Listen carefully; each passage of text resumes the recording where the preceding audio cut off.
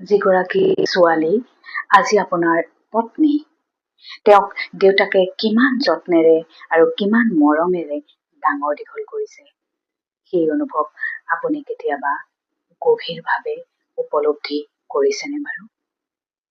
কিন্তু যিদিনা আপুনি নিজেই এগৰাকী কন্যা সন্তানৰ পিতৃ হ'ব, সেইদিনা আপুনি বুজিব এগৰাকী ছোৱালীয়ে কিমান স্নেহ, কিমান মায়া আৰু কিমান ভাল পোৱাৰ মাজত ডাঙৰ হয়।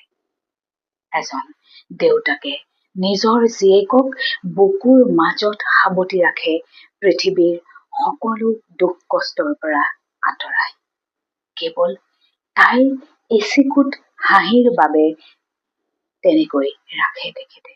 সেইবাবে আপোনাৰ পত্নী কেৱল এগৰাকী নাৰী নহয়, তেওঁ এগৰাকী দেউতাকৰ হৃদয়ৰ আটাইতকৈ আদৰৰ অংশ।